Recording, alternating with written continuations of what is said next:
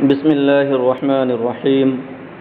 الحمد لله رب العالمين، والصلاة والسلام على سيد الأنبياء والمرسلين وعلى آله وصحبه أجمعين. وإن وقعت المخالفة مع الضعف فالراجح يقال له المعروف ومقابله يقال له المنكر. تو پیچھے شاذ اور محفوظ کی بات آئی تھی. فَإِنْ خُولِفَ فَالرَّاجِحُ يُقَالُ لَهُ الْمَحْفُوظ وَمُقَابِلُهُ يُقَالُ لَهُ الشَّاذ، کہ اگر کوئی ثقہ راوی اپنے سے زیادہ ثقہ سے مخالفت کرے تو ان میں جس کو ترجیح حاصل ہوگی اس راجح روایت کو محفوظ کہیں گے اور اس کے مقابل یعنی مرجوح کو شاذ کہا جائے گا. اور اس کی روشنی میں خبر شاذ کی یہ تعریف کی تھی کہ شاذ وہ حدیث ہے کہ جس کو مقبول یعنی ثقہ راوی روایت کرے اپنے سے زیادہ اولا اور ثقہ کی مخالفت کرتے ہوئے. اب فرماتے ہیں وَإِنْ وَقَعَتِ الْمُخَالَفَةُ مَعَ الضُّعْفِ، اور اگر مخالفت ضعف کے ساتھ پائی جائے فَالرَّاجِحُ يُقَالُ لَهُ الْمَعْرُوفُ وَمُقَابِلُهُ يُقَالُ لَهُ الْمُنْكَرُ، تو راجح کو معروف کہا جاتا ہے اور اس کے مقابل کو منکر کہا جاتا ہے. تو یہ دو اصطلاحات نئی آ گئیں، معروف اور منکر. تو جہاں دو حدیثوں میں مخالفت پائی جائے اور قوی حدیث ضعیف کے ساتھ مخالفت رکھتی ہو، مطلب یہ ہوا کہ ایک کا راوی ثقہ اور قوی ہو اور دوسرے کا راوی ضعیف ہو، تو جو ثقہ کی روایت ہوگی اس میں جو راجح قرار پائے گی اسے معروف کہا جائے گا اور جو مرجوح روایت ہوگی اس کو منکر کہا جائے گا. تو کہتے ہیں اور اگر مخالفت یہاں پر جو متن ہے وَمَعَ الضُّعْفِ فَالرَّاجِحُ الْمَعْرُوفُ وَمُقَابِلُهُ الْمُنْكَرُ، باقی درمیان کی جو عبارتیں ہیں وہ شرح کا اضافہ ہے. تو کہتے ہیں اور اگر ضعف کے ساتھ ثقہ راوی کی مخالفت، یہ حدیث کی مخالفت اگر ضعف کے ساتھ پائی جائے یعنی جو ان میں سے ایک راوی ہے وہ ضعیف ہو اور دوسرا قوی ہو، فالراجح یقال له المعروف، تو راجح حدیث کو معروف کہا جائے گا، ومقابلہ یقال له المنکر، اور اس کے مقابل کو مرجوح کو منکر کہا جائے گا.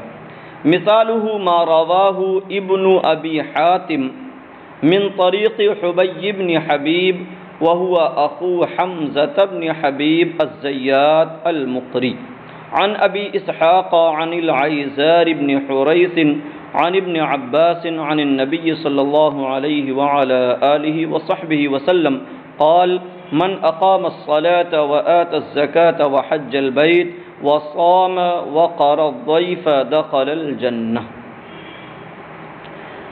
کہتے ہیں اس کی مثال وہ حدیث شریف ہے جس کو ابن ابی حاتم نے روایت کیا ہے حبیب بن حبیب کی سند سے، من طریق حبیب بن حبیب. پہلا حبیب یہ فعیل کے وزن پر تصغیر کا صیغہ ہے، تو جس کو ابن ابی حاتم نے حبیب بن حبیب کی سند سے روایت کیا ہے. یہ حبیب بن حبیب کا ایک تعارف کرا رہے ہیں، وہو اخو حمزہ بن حبیب الزیات المقری، اور یہ حبیب بن حبیب جو ہیں یہ حمزہ بن حبیب زیات مقری کے بھائی ہیں. قرائے سبعہ میں یہ حمزہ آتے ہیں اسی لیے المقری کہا ہے. تو یہ قرائے سبعہ میں سے ہیں حمزہ بن حبیب زیات مقری. تو انہی کے بھائی ہیں حبیب بن حبیب. تو ابن ابی حاتم نے حبیب بن حبیب کی سند سے روایت کیا ہے. یہ حبیب بن حبیب روایت کرتے ہیں ابو اسحاق سے، وہ روایت کرتے ہیں عیزار بن حریث سے، وہ روایت کرتے ہیں حضرت عبداللہ بن عباس سے، وہ روایت کرتے ہیں نبی اکرم صلی اللہ تعالی علیہ وسلم سے قال، سرکار نے ارشاد فرمایا، من اقام الصلاۃ وآت الزکاۃ، جو نماز کی پابندی کرے اور زکوٰۃ دے، بیت اللہ کا حج کرے، رمضان کے مہینے کا روزہ رکھے، مہمان نوازی کرے، دخل الجنہ، وہ جنت میں جائے گا. قال ابو حاتم ہوا منکر. تو اس حدیث کے بارے میں ابو حاتم نے کہا کہ یہ منکر ہے. لأن غیرہ من الثقات رواہ عن ابی اسحاق موقوفا، کہہ رہے ہیں اس لیے کہ حبیب بن حبیب کے علاوہ ثقہ راویوں نے اسے ابو اسحاق سے موقوفاً روایت کیا. مطلب یہ ہوا کہ اور ثقہ راویوں نے عن ابن عباس کے بعد عن النبی صلی اللہ علیہ وسلم نہیں کہا ہے، بلکہ اسے حضرت عبداللہ ابن عباس کا قول بتایا. قال عن ابن عباس قال من اقام الصلاۃ، تو انہی تک سند کو لے گئے ہیں موقوفاً. حدیث جو صحابی تک پہنچے جس کی سند، وہ موقوف کہلاتی ہے. تو کہتے ہیں دیگر ثقہ راویوں نے اسے ابو اسحاق سے موقوفاً روایت کیا ہے، جبکہ یہ حبیب بن حبیب ابو اسحاق سے روایت کرتے ہوئے اسے موصولاً اور مرفوعاً روایت کر رہے ہیں. تو یہاں مخالفت یہ پائی گئی کہ حبیب بن حبیب کے طریق سے یہ مرفوع ہو رہی ہے اور دیگر ثقہ راویوں کی روایت سے یہ موقوف ہو رہی ہے. تو کہہ رہے ہیں کہ اس کا مرفوع ہونا یہ منکر ہے، اس کا موقوف ہونا یہ معروف ہے. یہی ثقہ راویوں کی روایت ہے. لأن غیرہ من الثقات رواہ عن ابی اسحاق موقوفا، اس لیے کہ حبیب بن حبیب کے علاوہ ثقہ راویوں نے اسے ابو اسحاق سے موقوفاً روایت کیا ہے. وہو المعروف، اور یہ موقوف روایت اور سند حدیث جو ہے یہ معروف ہے. بہرحال یہاں جو مخالفت ہے وہ سند کے اعتبار سے ہے. باقی حدیث شریف کا جو متن ہے اس میں کوئی اختلاف اور کوئی مخالفت نہیں پائی گئی ہے، اور معنوی اعتبار سے یہ حدیث اگرچہ ثقہ راویوں کی روایت سے سندن موقوف ہے، مگر یہ حکماً مرفوع ہی ہوگی، مرفوع حکمی کہلائے گی. ہاں مگر یہ ہے کہ لحاظ سند کا کیا گیا ہے اور اس اعتبار سے یہ گفتگو ہوئی ہے. بات مکمل ہو گئی.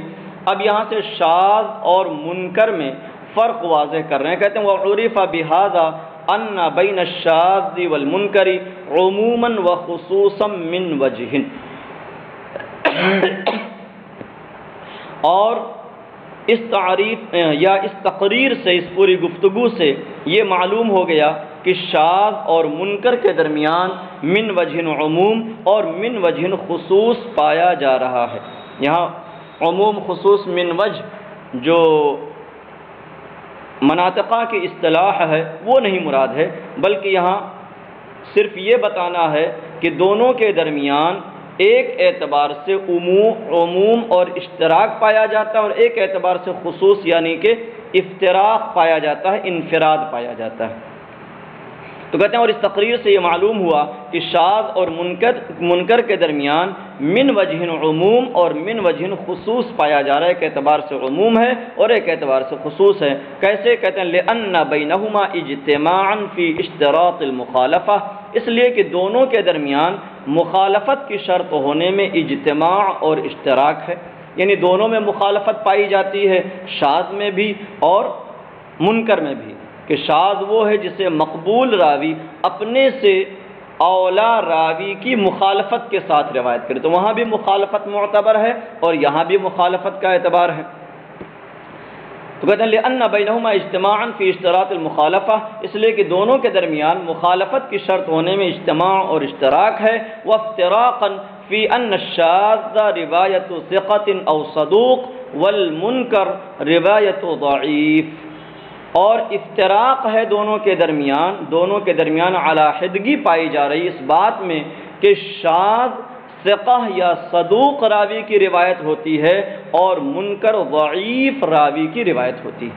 وَقَدْ غَفَلَ مَنْ سَوَّى بَيْنَهُمَا، اور اس نے غفلت سے کام لیا ہے، ان سے غفلت ہوئی ہے، چوک ہوئی ہے، جنہوں نے دونوں کے درمیان مساوات کہی ہے، مساوات کا قول کیا ہے۔ نیچے بین السطور لکھا اراد به ابن الصلاح کہ من سوا بینہما سے مراد حافظ ابن الصلاح ہیں جو مقدمہ ابن الصلاح کے مصنف ہیں، تو ان سے یہ چوک ہوئی ہے کہ انہوں نے دونوں کے درمیان مساوات کا قول کیا ہے۔ بات مکمل ہوگی، واللہ تعالی اعلم۔ کہتے ہیں میں نے جو مفہوم بیان کیا یہ اپنے اعتبار سے بیان کر دیا، باقی اللہ تبارک و تعالی ہی خوب جاننے والا ہے۔